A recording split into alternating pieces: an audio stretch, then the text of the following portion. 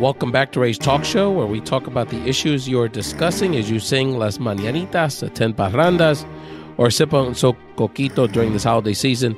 This is your host, Ray Collazo. You can subscribe to Ray's Talk Show, the Latino political podcast, on iTunes, Spotify, or anywhere you can download a podcast, or just check out Ray's podcast on Twitter or social media.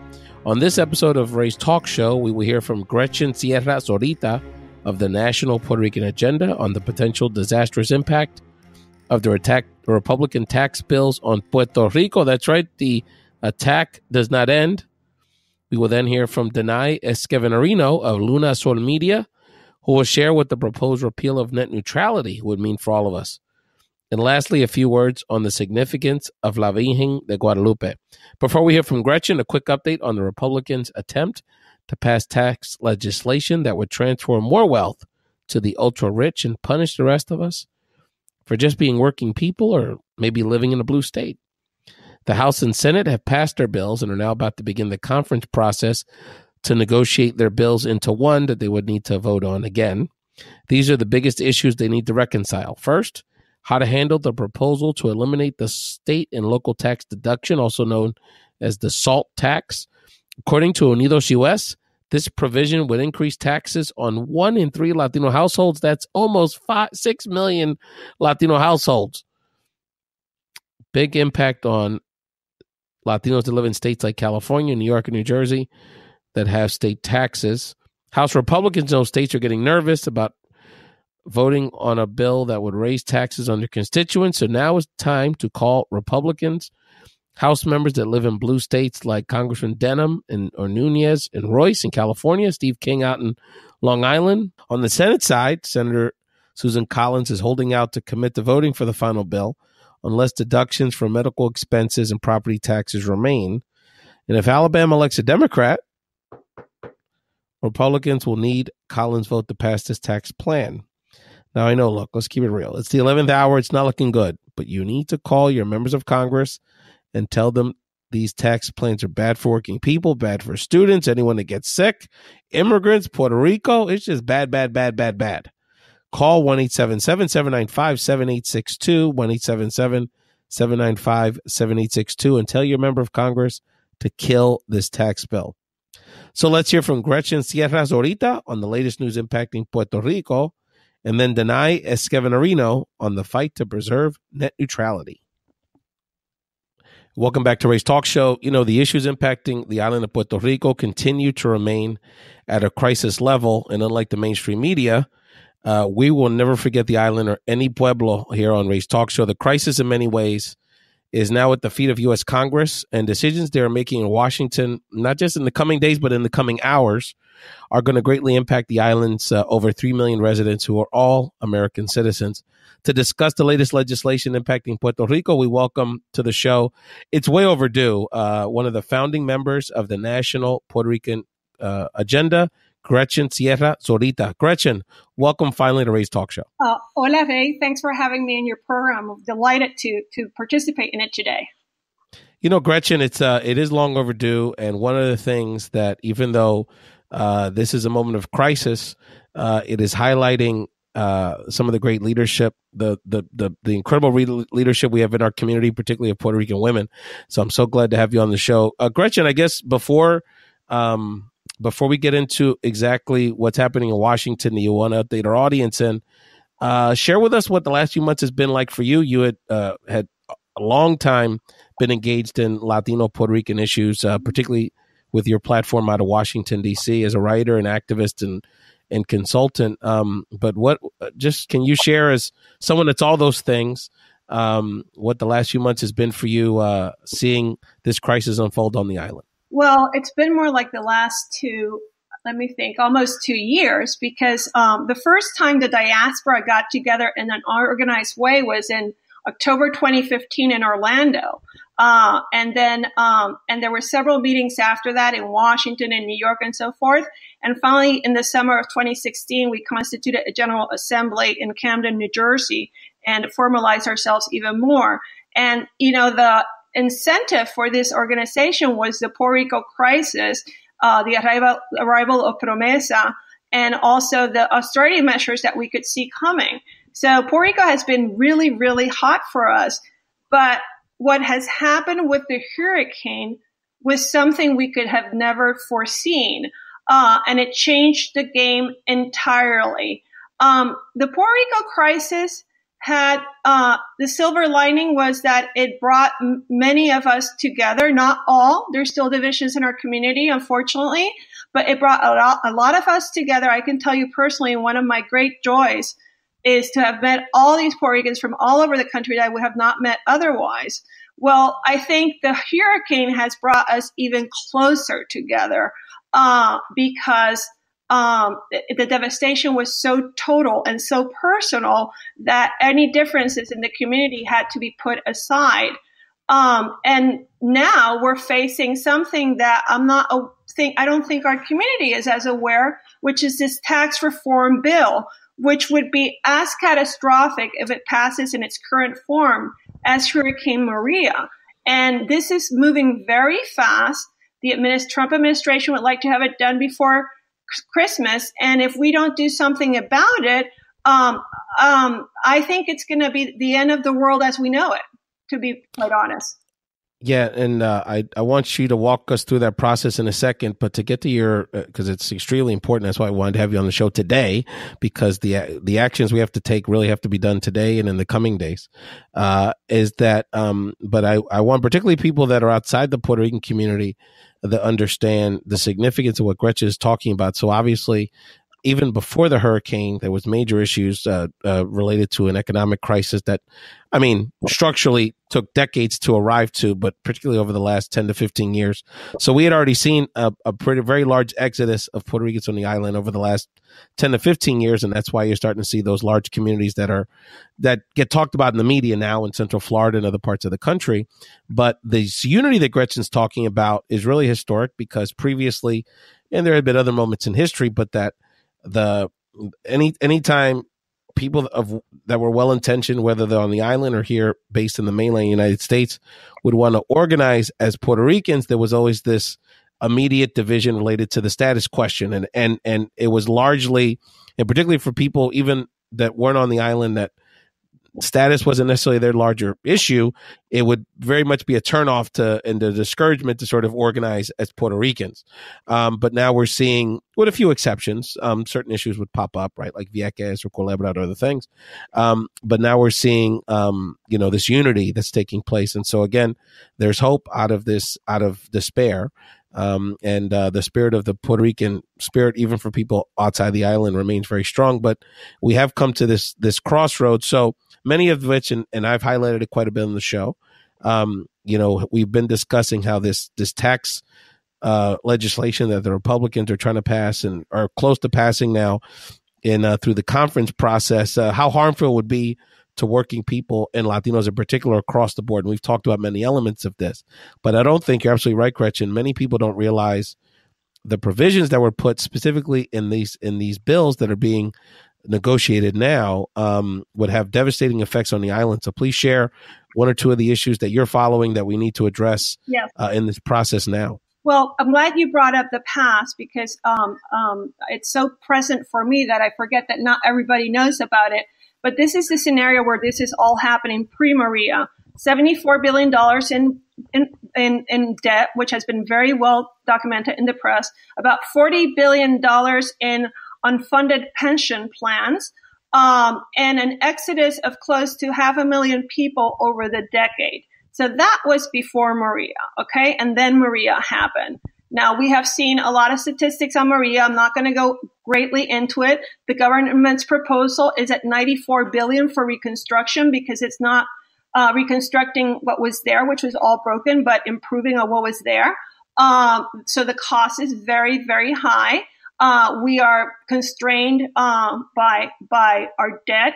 The exodus has continued during Maria because industries basically shut down by the fact that we still don't have power. And so a lot of jobs are temporarily closed or closed permanently. And we already know that 3,200 jobs that's already have been completely lost due to the hurricane. And so you have the part one, the debt, part two, the cost of the destruction and the loss of jobs, and now tax reform. Now, let me give you a little background on tax reform and see how did we get embroiled in this mess. The Trump administration promised tax reform, as you all know, and the orientation or the guiding principle of this tax reform effort is America first. That translates into bringing American jobs abroad home and bringing American capital home. Also, whether this works that way or not, I cannot tell you. We shall see. But because of this America First principle, Puerto Rico will be very adversely impacted. And this is why. Puerto Rico, because of its territorial status, has a interesting relationship with the Internal Revenue Service in Washington and the way its taxes are defined for the purposes of U.S. corporations. Try and make it as simple as possible. When you are an American corporation in Puerto Rico, you can define yourself as a domestic American corporation or as a controlled foreign corporation. Controlled foreign corporations, as the name says, are seen as foreign. So all these penalties or incentives, whether you want to look at it negative or positively, to bring the capital and the jobs back home are also being placed on Puerto Rico. So Puerto Rico, which is a domestic territory, is being treated and penalized as a foreign territory. So we're asking people or Congress actually to do no harm to Puerto Rico, to take away the provisions that would impact Puerto Rico for the purposes of this tax code so that we are not hurt. Now, let me give you an idea of what the cost of these provisions that are still there, and I will talk a little bit more about them later. The bulk of the jobs and revenue to the Puerto Rican Treasury is contributed by these CFCs, these controlled foreign corporations, not by the domestic American corporations, but by the CFCs. There are about 40 of them that came were created after 936 was phased out.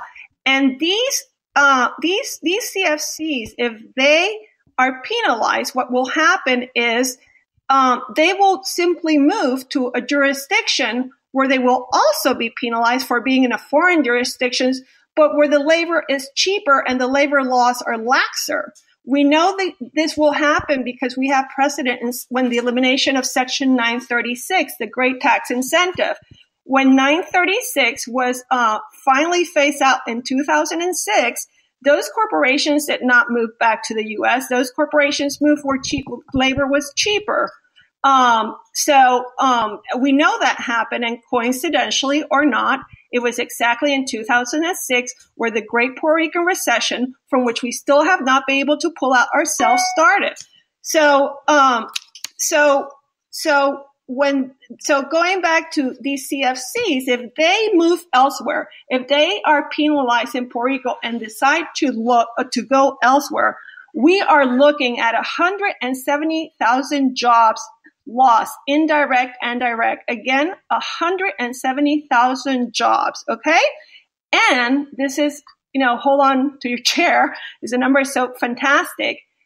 $2 billion annually in lost revenues to the Puerto Rican Treasury, because Puerto Rico taxes these CFCs, and they contribute annually $2 billion. Now, that is about a quarter of Puerto Rico's total revenues, okay? So the impact would just be a second catastrophe, as you can imagine. Now, if you like to, I can give you a flavor of what these provisions sound like. Would you like me to talk about that? Yes. And also let people know there's currently a Senate bill that was passed, right, and a House bill that was passed. Right. So now, just for the purpose of our listeners to understand, now they're in what they call the conference process, right, which is basically they're trying to negotiate so they can create one bill that they can both vote on and finally pass. So also, when you're laying out these provisions that you've identified in these tax bills, also let us know, are they in both the House and the Senate, and how that that version, how that looks for us, because that also will impact the negotiation process. Okay, so I'm just going to talk about three. There may be others. As you remember, this tax bill was passed very hurriedly and people didn't have time to read it. So I'm not going to, I'm not going to put my hand over my chest and swear these are all the provisions that are there.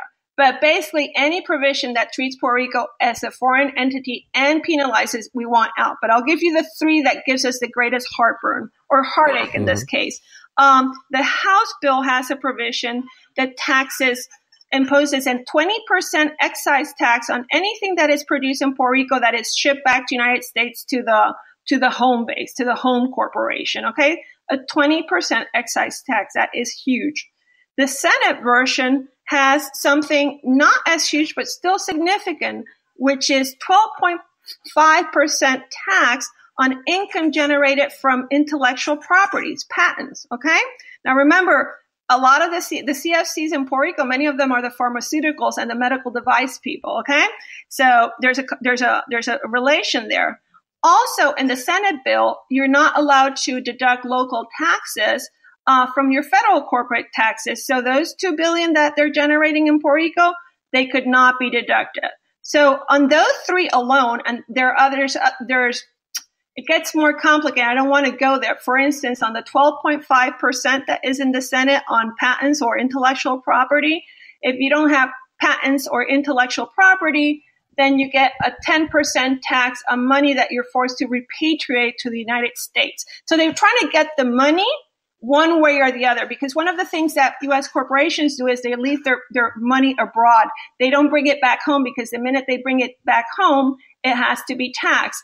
The Senate bill has a provision there that would force it to bring it back home, and it would be taxed in the range of 10%, because it depends on how it's measured. So that gives you a pretty good feel of what we're looking at. So there's a few different provisions that would impact the island negatively. In the case of that House bill that would levy a 20% excise tax on goods produced on the island, that would be, from an economic perspective, as great a hindrance to the island as the hurricanes. And so this is very important that we reach out, and Gretchen's going to lay out which senators in particular need to hear from us, but basically all of our members of Congress need to hear from us now, ahora, that we need these damaging provisions that could do great harm to the island taken out of these respective bills and be pulled out of the final bill that's produced that they'll vote on next week. And you're listening to Ray's Talk Show at Ray Collazo, and you're listening to a co-founder of the National Puerto Rican Agenda, known very much to Latino leaders around the country and people that care about the island in particular, Gretchen Sierra-Zorita, based out of Washington, D.C. She's a tremendous activist. I was on a call with her in the wee hours last night trying to mobilize our folks around the country. And there's so much here. Gretchen, I know that this should be an opportunity where we're actually discussing the relief monies that need to be and some of the creative solutions that you and others have developed as it relates to extending the child tax credit, extending earned income tax credits, fully funding Medicaid on the island, which has been one of the reasons that we got in this debt mess to begin with. The fact that, and it's very complicated, but essentially Medicaid and similar government health programs have been underfunded on the island, for generations.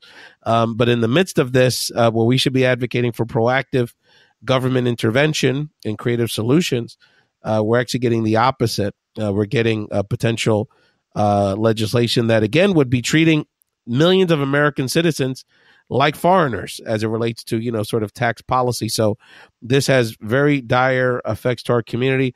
And then the other thing I wanted to mention before we get into, Gretchen, what we could do about it, the other thing that should be noted, and as you're talking to your members of Congress, as you're talking to your Latino leaders and activists around the country, is that one of the issues that should be addressed, particularly with federal programs like unemployment and health insurance, like Medicaid and others, is that we now have hundreds of thousands. It may end up being over 1 million Puerto Ricans that are going to relocate into the mainland United States. In those social service agencies like APM in Philadelphia, like the groups that we have down in Central Florida, those organizations and those state governments should be getting funding to address the relief efforts of the displaced U.S. citizens that are now moving into their communities from a natural disaster. So there's many levels of this that would impact not only people on the island, but people, even if they're not Puerto Rican, the people that live in places like Florida and Ohio and Pennsylvania, New Jersey, where now their state resources are going to get stretched because U.S. citizens need to be assisted. So Gretchen, where is the debate at now? I know this is a very important week. I know in particular we need people in everyone, but particularly people in Pennsylvania, Ohio, and Texas to get engaged in this conversation. And so lay out sort of what's now on tap in Congress and what we need to do about it. Yeah, I will. But before I do that, I want to make a personal appeal. I think there's a sense, two things. There's a sense that for Puerto Ricans, especially second, third generation Puerto Rico, that Puerto Rico, I never can pronounce it in English, Puerto Rico will always be there. I go regularly to Puerto Rico. I have family there. I have an extensive networks of friends. And this is the first Christmas in my lifetime that I will not be in Puerto Rico. Okay? This is significant. When I got married, that was one of the promises I made my husband make, that we would spend every Christmas in Puerto Rico. I fear that if this legislation goes through, there will be no more Puerto Rico. I think people think it's always going to be there. There's some things that actually end. And I think this could be one of them. So I appeal to all of you to take this very seriously. The second thing I like to point out, I have found that Puerto Rican communities throughout the United States that have been so feverishly engaged in the relief effort for Puerto Rico and still are reluctant to become engaged in this because they think it's politics and they think politics are controversial and they think they're going to be fighting with people. People in Puerto Rico, maybe it's that way, but here politics are not controversial or dirty. Politics are your venue for demanding and expecting what's owed to you as a voter, as a taxpayer, and as a citizen. So please put out those old prejudices aside. There's nothing dirty about politics. What there is sadness if you don't get involved. So let me tell you what we want to focus on. The conference committee is appointed, has Senate and House members, both Democrats and Republicans, and they have been appointed. The Democrats are not going to play a key role at all because they're in the minority. This will be decided by the even though the actual conference has not started yet, it will start later in the week. People are already negotiating. Now, of the conferees, we have identified 3 conferees that have significant Puerto Rican populations. Okay.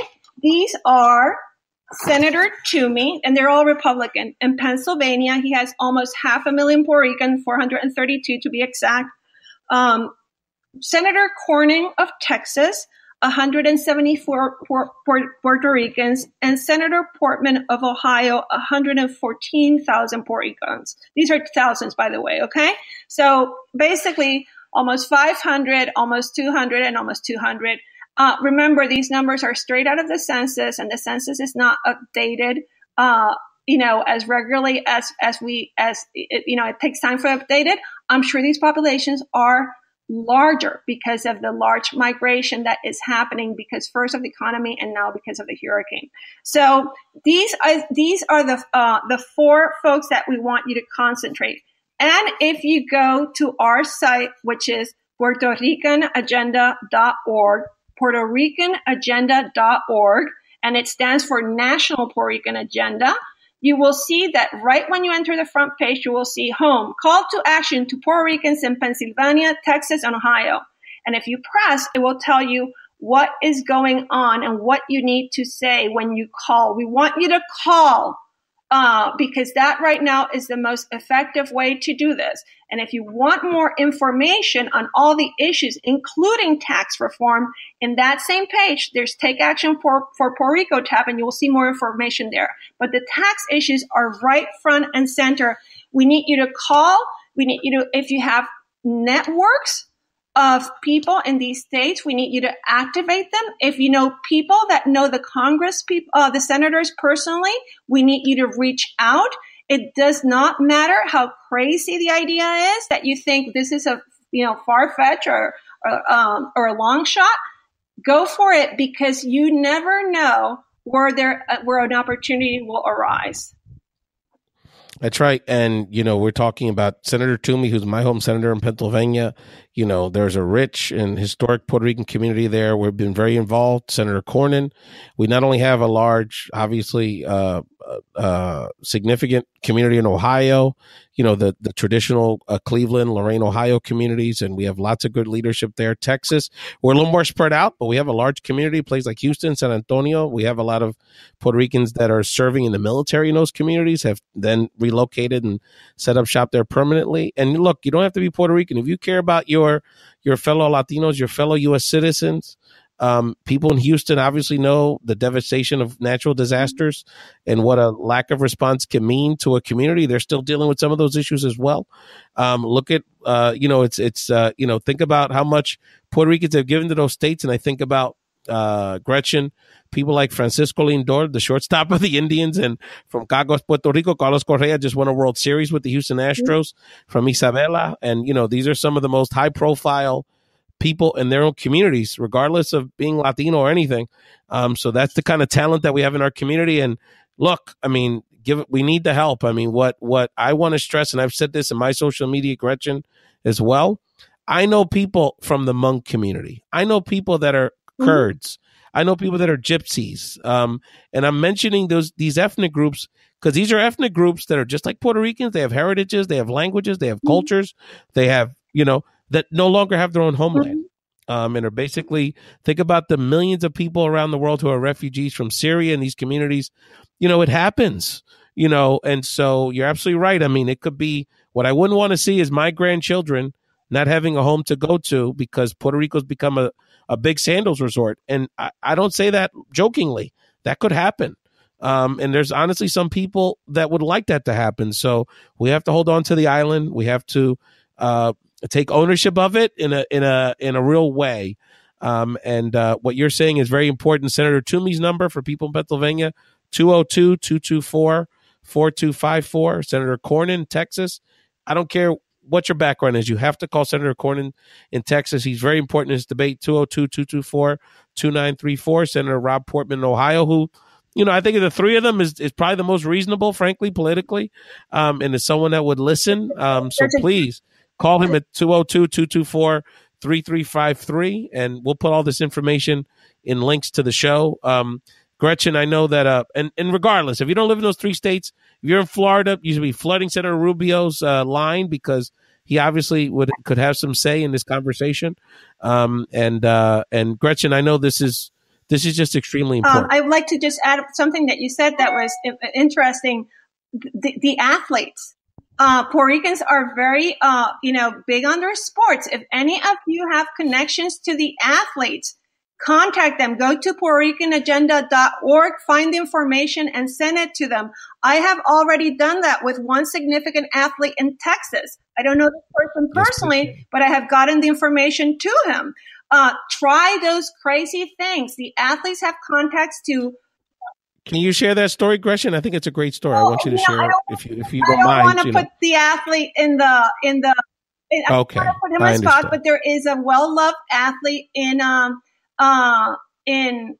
Texas who has a very active in a team with a very active owner who actually paid for a plane to go to Puerto Rico with supplies supplied by this athlete. And I figure this person probably has the ear of Senator Corwin. And so through a friend of a friend, I got him the information. And hopefully he'll read it. And maybe if he agrees, hopefully he'll pass it on to his owner. And hopefully his owner will agree and pass it on to Senator Corwin. Do I know this will happen? That's no. Right. Is it worth trying? Absolutely. No, that's right. No, and look, we know there's Puerto Ricans in Texas that are academics, that are business owners, that are very high ranking in the military, that have relationships. And look, again, you don't have to be Puerto Rican, just someone that cares about your fellow U.S. citizens, your fellow man and woman.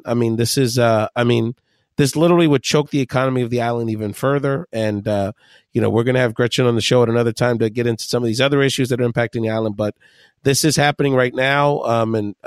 They want to pass all of these because of deadlines they've imposed on themselves. Congress very much wants to pass this tax bill and some of the other legislation they have to pass to keep the government open and with a working budget by next Friday. And the conference that Gretchen is referring to sort of hash out the details, the differences of the House and Senate bill, are going to meet by the end of this week. So time is of the essence. Please make a call. You certainly can tag them on social media. Call your friends. You have friends. There's people listening to the show all over the country in places like Newark, New Jersey, Fort Lauderdale, Florida, Springfield, Massachusetts, Chicago, Illinois, that got together with all their friends and all their community and got canned goods, raised millions of dollars, hundreds of thousands of pounds of food and goods, sent generators, maybe on the island right now. Take that same energy. Call your 30, 40 friends, get on Facebook, get on social media, have them make these phone calls, have them get on social media now and express themselves, because this could do just as much, actually will do more long-term harm to decimate the economy further and just drive more of us off the island, which on some level some people may want to see, but we don't want to see that. It's our island, it's our people, it's our community, it's our coquis. We were on a conference call last night and there was some noise, and Gretchen felt bad because she didn't want to tell the person to mute their phone because it was a beautiful noise, and there were coquis. So that to me was very symbolic, Gretchen, of the strength of our communities, because I know some people were worried that the coquis weren't going to make the hurricane, but they survived, and we're here to survive. The parrots also survived, which is funny, and also tell your people who listen to you, when people ask you, aren't you tired of this, or I'm tired of this, think of the people down there and what they're putting up with in terms of no roofs, no clean water, not knowing where their next paycheck is going to come, how they're feeding their children. And then you will not get tired, because they're so much more tired than all of us up here. That's right. And let me tell you, not only are they not, our community has shown an incredible amount of patience, an incredible amount of restraint. One of the things I think we all feared was that this would lead to chaos on the island and lawlessness. And, there's been an incident here or there, but the island has remained incredibly peaceful through this process, and the spirit of our folks has remained strong. I have a tío, Javier Gonzalez, in Orocovis. He was the last one we heard from. Obviously, Orocovis was the campo was very decimated and hard to reach. And, I reached out to him to say, what do you need? And he said, look, there's others in greater need than me. Please send it to other people that need the help. So that's the kind of spirit that our people have, and strength. But, like you said, we have to continue the mainstream media may forget about this issue in the island of Puerto Rico, but we're never going to forget any of our island and any pueblo. So Gretchen, please let them know again where they can follow you on social media and where they can learn more about how they can get involved with the National Puerto Rican Agenda's efforts. On social media, we are on Facebook and we are on Twitter as National Puerto Rican Agenda. Our Twitter handle is Precan Agenda, right? PR, just look National Puerto Rican Agenda and you'll find it's easier. We're on Facebook and on Twitter. On Twitter right now, we're pushing a lot this campaign on tax reform. So if you see it, just retweet it.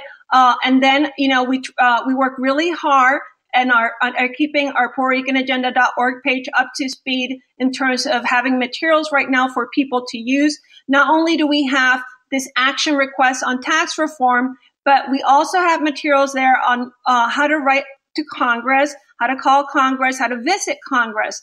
On the letter writing, that's an ongoing campaign. If you put your zip code, the letter will automatically be sent to your specific congressional delegation.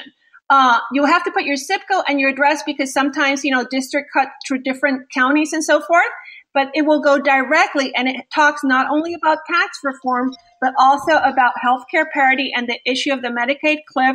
And it also talks about disaster relief, which we have only gotten $4 billion, and that is not going to be enough. And just so you know, that $4 billion loan has not been disbursed yet. The electrical company and the water company, it's at its end in terms of cash reserves. And so Treasury has not released those $4 billion. I'm not exactly sure why. So, and that's just a drop in the bucket. Let me just end. We can talk as long as you want, but if you don't have a past, you don't have an identity. I'm sorry. And so we cannot afford to lose our collective past, because we will definitely lose some of ourselves in that. Very well said, Gretchen. I think it's a great way to end this conversation, a call to action.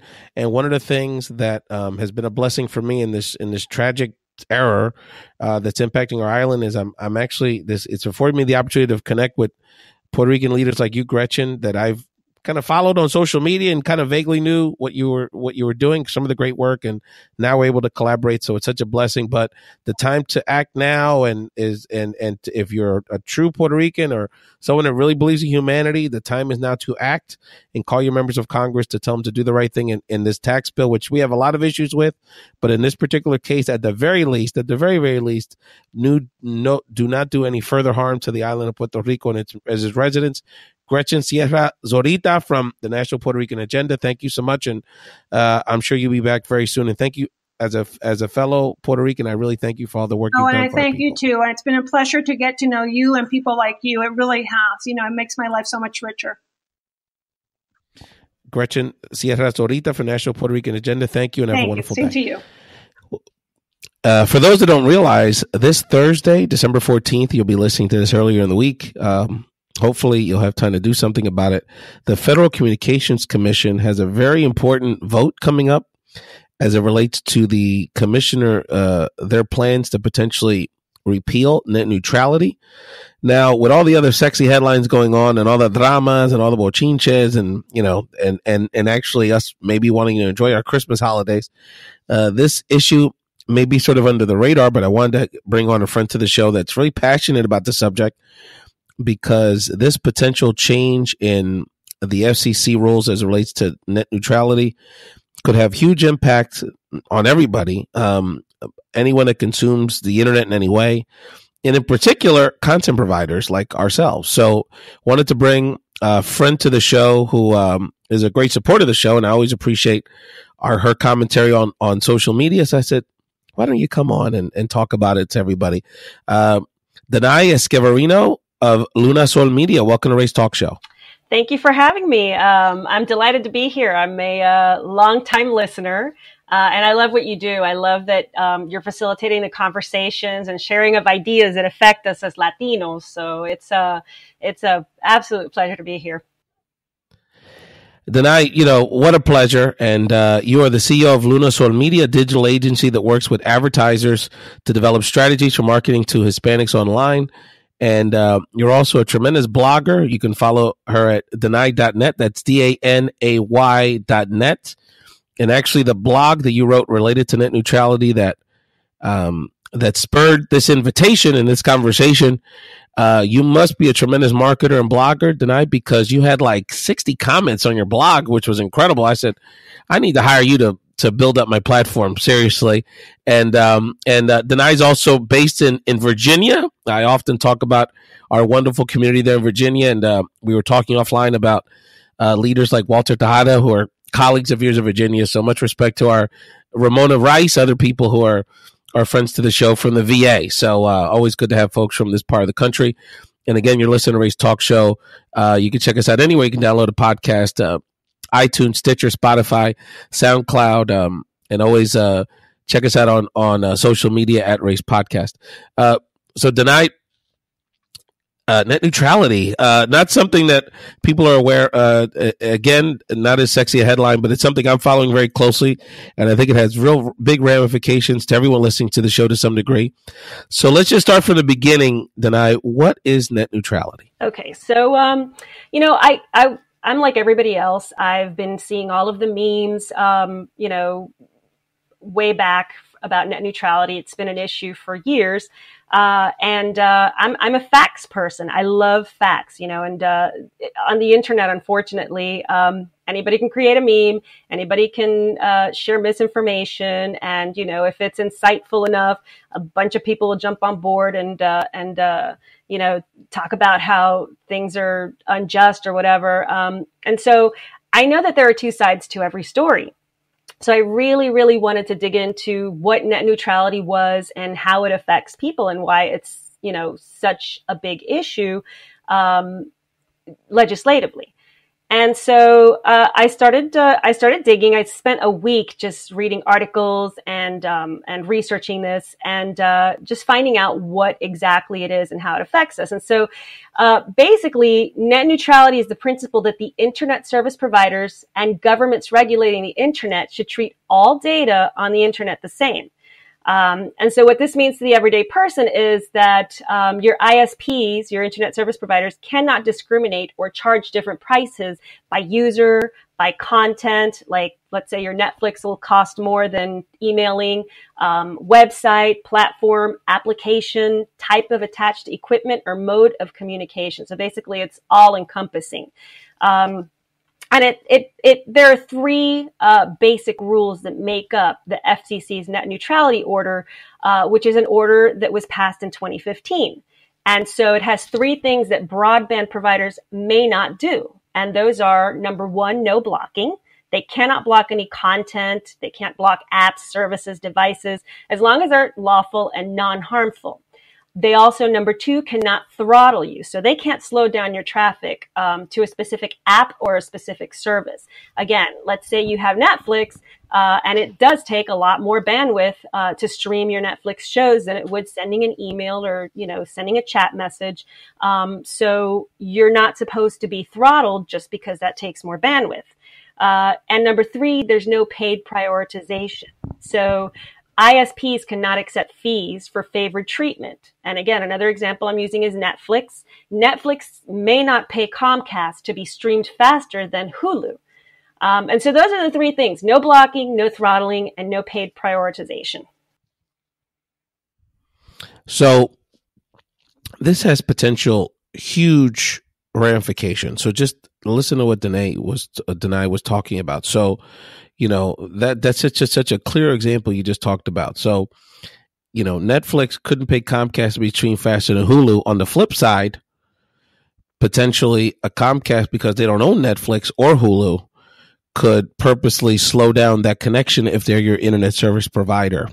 And so if I want to take a step back, because before we dive into all these ramifications, because I want our audience to understand sort of why this particular industry and this conversation is happening within the Federal Communications Commission. So traditionally, businesses are regulated, to some degree, but when you have communications business entities and entities in general that are not conducive to competition because of the nature of, most of us only have one, maybe two internet. In reality, one, maybe two internet service providers in our community. Most likely you have one. They're mostly monopolies because of the nature of the expense of putting down fiber optics. And, it's very difficult to get in the marketplace.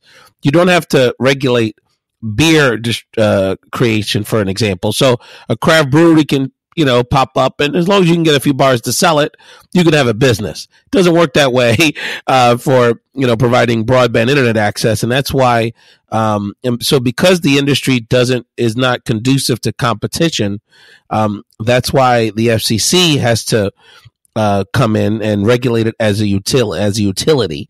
Most of the people in the audience are too young to remember this, but I remember being a little kid, Danay, and I don't remember if maybe your mommy told you about this, but when they broke up the telephone companies in like the late 70s, I guess that was when I was a little kid.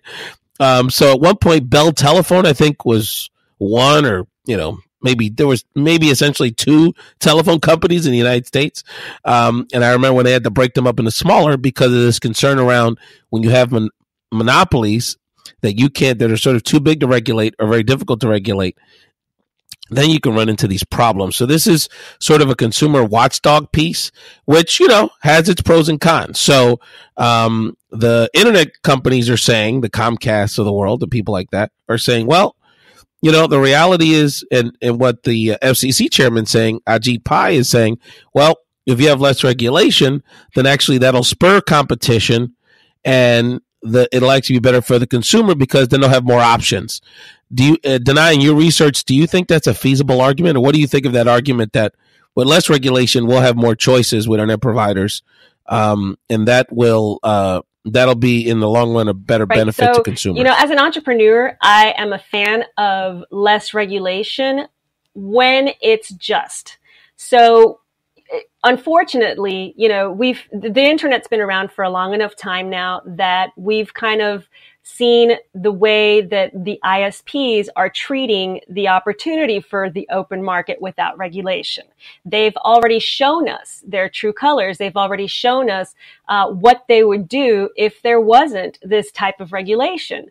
There are a bunch of examples that I go through in the article. For example, in 2004, Madison River Communications Company was fined $15,000 by the FCC for restricting their customers' access to Vonage because it had a competing service to their own VoIP service. So instead of, creating a better product or marketing it in a better fashion, they were like, nope, we're just going to, rescind your access and take it away because we want you to use our service instead of Vonage. And of course, everybody's familiar with Vonage, so Vonage was doing a great job of marketing. So they had the customers going to them.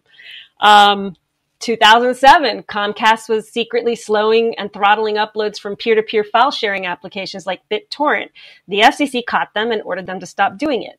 2009, AT&T blocked Skype on its cellular network because the app enabled users to make free and low-cost calls. So here's AT&T, who was, by the way, the exclusive carrier for iPhones in the U.S. market at the time.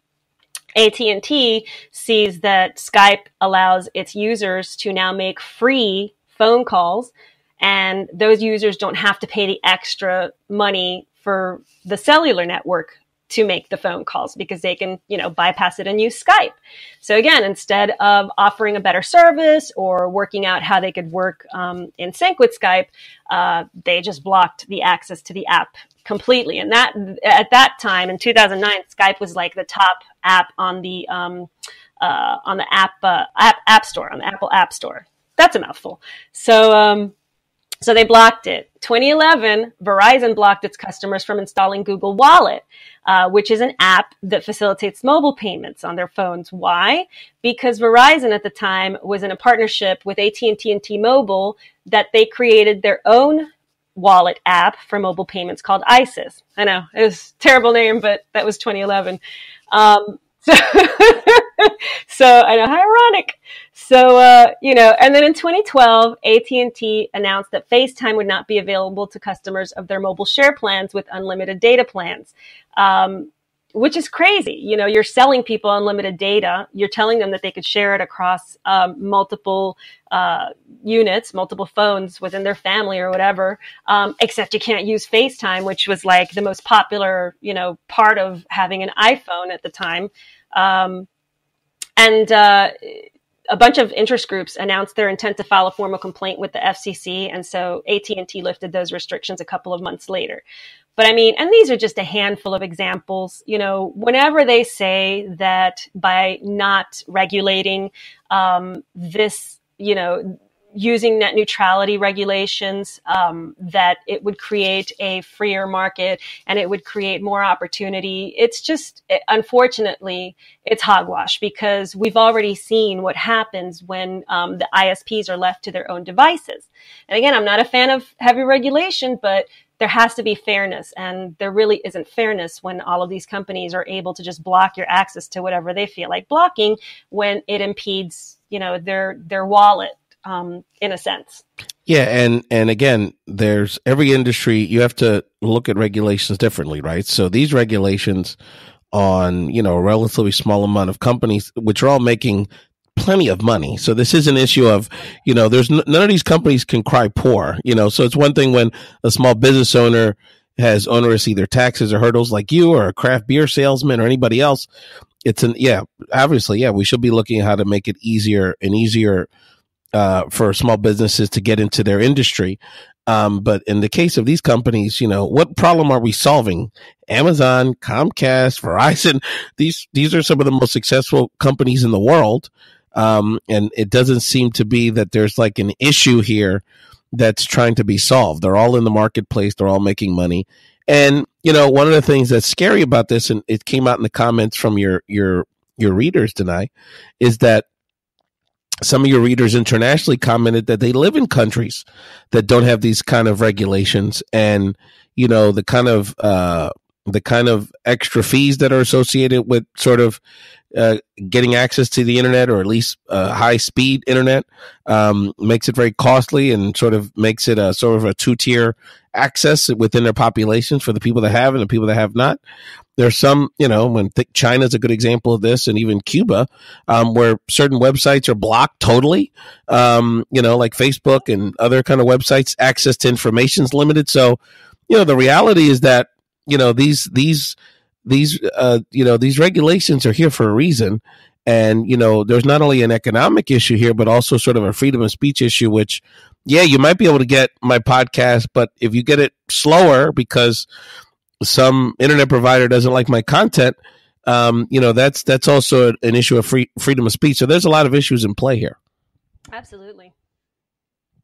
So, Danay, what should people do about it? We have this hearing on Thursday, and so people that this is because this is sort of a government regulation. It's not legislation, so that a law doesn't have to be passed. Basically, a regulation would be repealed from the Federal Communications Commission, and there's actually there's a discussion amongst the advocates in this space around if they even have the right to just repeal it as quickly, just so swiftly, just because there's a new administration.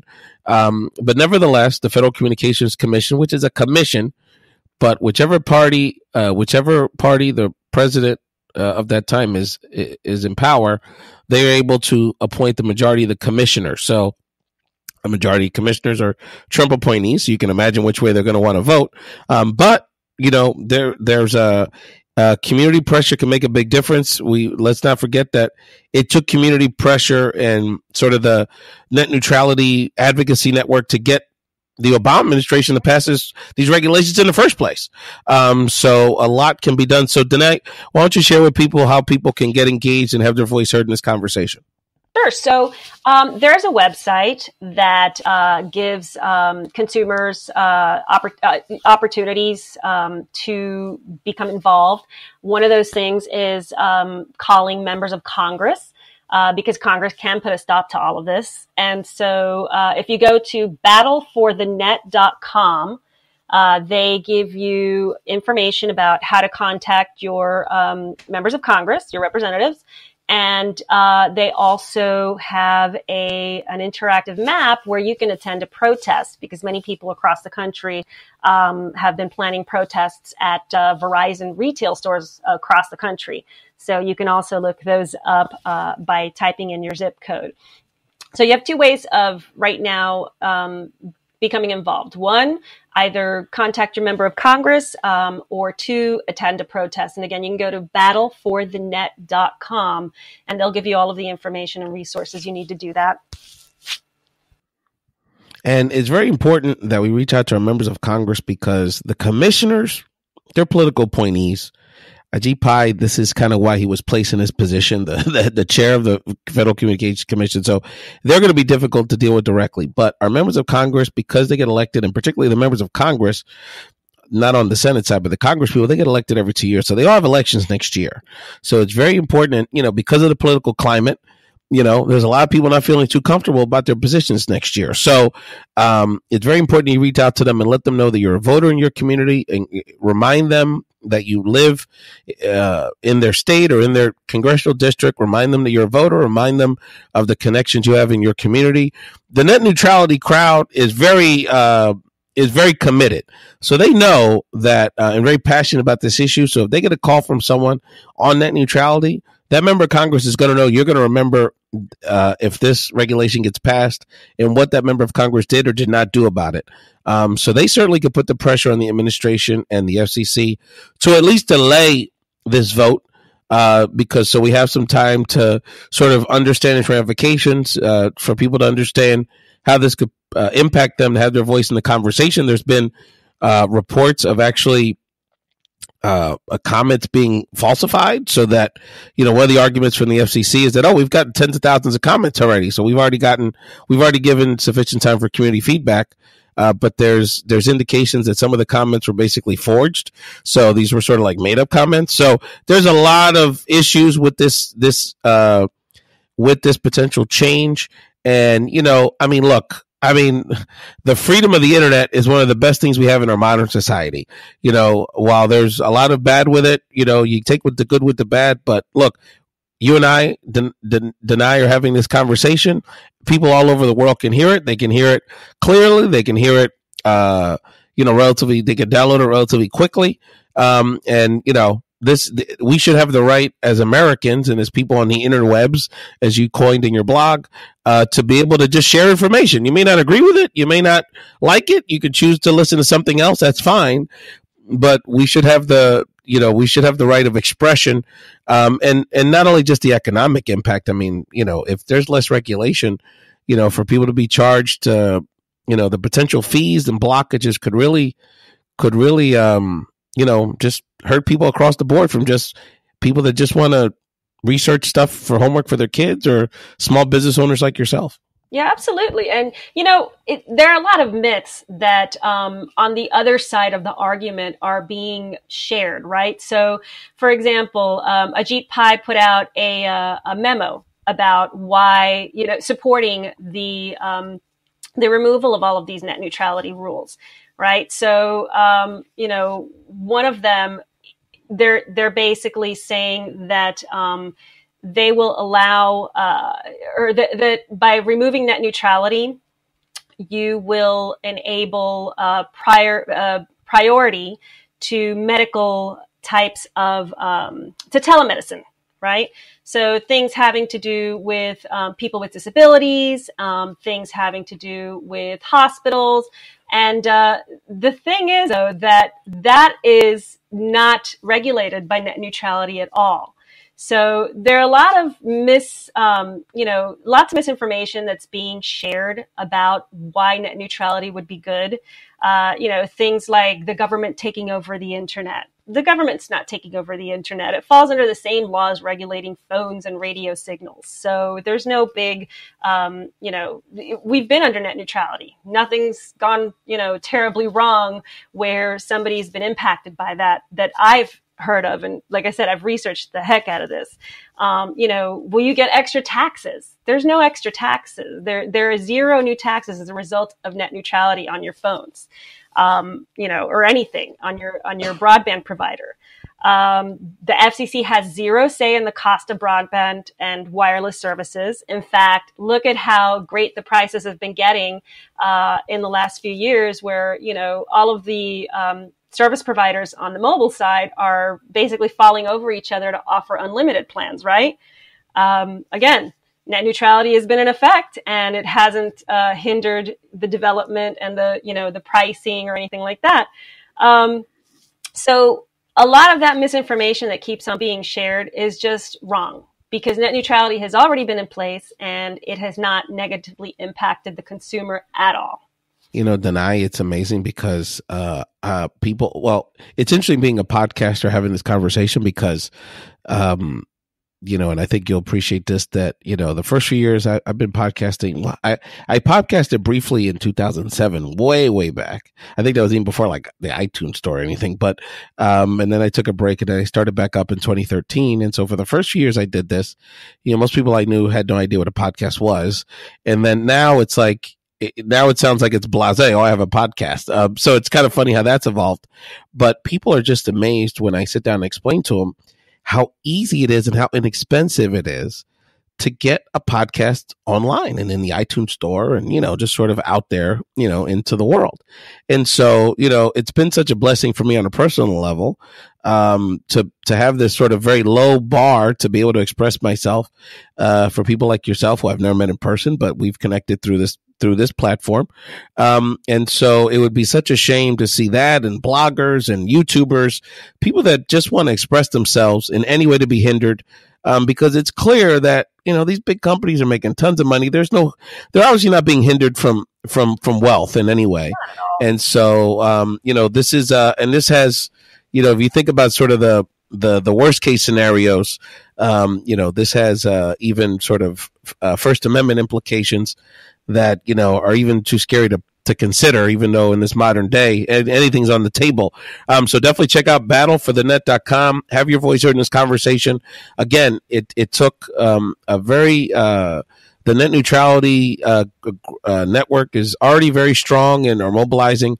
And we certainly could, this fight's not over, even though the vote's expected as early as this Thursday. So let's have our voice heard in the conversation.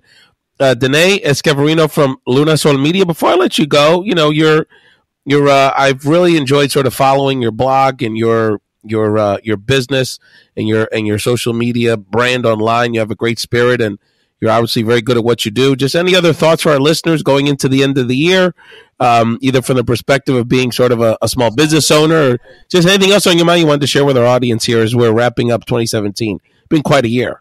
It has been quite a year. I just, again, I love the podcast, and I really hope you keep doing what you're doing because, like I said, I'm an information geek. I'm a facts geek. And, as a Latina, first and foremost, I feel like we're 1/3 of this country. We have huge clout. We just sometimes don't recognize it because we need unifying things, unifying principles to kind of rally around.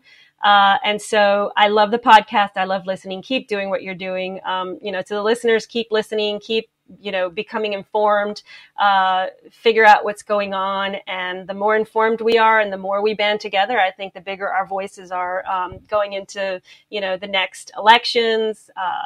And I'm really excited about the future and seeing everybody become more motivated, as a result of what's gone on now. So, I'm excited. I'm excited about the new year and the following years to come, and just looking forward to it. Danay, and next time you come on the show, one of your monikers is also ADHD poster child, and so I wanted to share with you that my oldest son is ADHD, and so and he's so creative and so brilliant and so handsome and so athletic, and he's got so many talents, but it's a challenge for us in terms of trying to help him hone in on, help him focus and some of those issues. So at some point it'd be great to have that conversation on the show, because I know a lot of our parents out there are this is a challenge that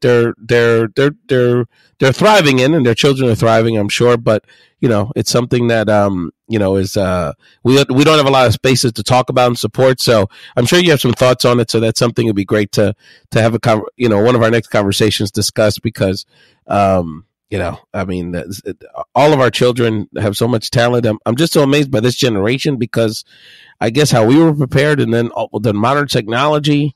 They're just so smart, these little ones. But there's certain challenges that we have to be equipped to help them get through. Yeah, absolutely. And having so many things, so much stimuli is a little detrimental to the ADHD mind. Yeah, no, my 8-year-old is starting to figure out the whole. He's questioning. Let me just put it this way, because you never know what's good. He's questioning the whole. Not only. Well, he's not questioning Santa so much, but he's questioning, kind of how the elf on the shelf kind of moves around the house every night. It seems to have very similar handwriting to my wife, but we'll handle it. There's great explanations for that. Time to change handwriting. I mean, you talk about political spin this morning, so it's a lot of fun, and him and my other son, they're sharp cookies, so they're pushing us every day. Danay Escanaverino, I'll get it right. I gotta flow that better. Escanaverino, the CEO of LunaSol Media. Danay, let people know where they can find you on social media and keep these conversations going. Thank you. You can find me on Twitter. I'm Danay, Danay. On Instagram, I'm Danay.e. So it's Danay.e. And on Facebook, just type Danay. I should be the first one that comes up. Thank you, Gretchen and Danay, and look forward to having them back on Ray's Talk Show very soon. A few words on the feast day of Our Lady of Guadalupe, which is being celebrated on December 12th. I wanted to read a few excerpts from columnist Raul Reyes.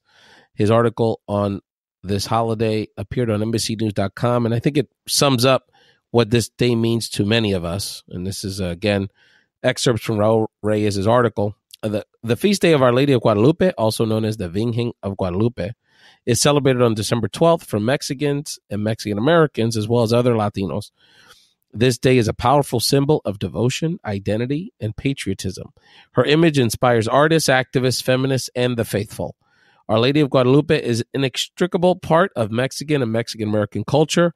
Legendary author Octavio Paz said it best, quote, "After 2 centuries of experiment and failure, the Mexican people only believe in the Virgen of Guadalupe and la Loteria." Ana Castillo, another incredible author, also sums it up very well. Quote, "Our Lady of Guadalupe is someone you can see. She is a palpable image, and she is the mother figure, forgiving and all-loving." I think that says it best. Indeed, enjoy the feast of Our Lady of Guadalupe. Lastly, rest in peace to Edwin M. Lee, the mayor of San Francisco, who suddenly passed away of a heart attack right before we began taping this episode. So sad, a progressive champion who positively impact the lives of people in the Bay Area for decades and throughout the country. Rest in peace, Mayor Lee. Thank you again for listening to Ray's Talk Show, the Latino Political Podcast. Subscribe and give us a review on iTunes, Spotify, Stitcher, SoundCloud, or anywhere you can download a podcast. Keep the conversation going on social media at Ray's Podcast, or email us at podcastrays@gmail.com. That's podcastrays@gmail.com. Keep calling Congress. Please vote in Alabama. And finish up that holiday shopping before it's too late. Stay strong, Puerto Rico.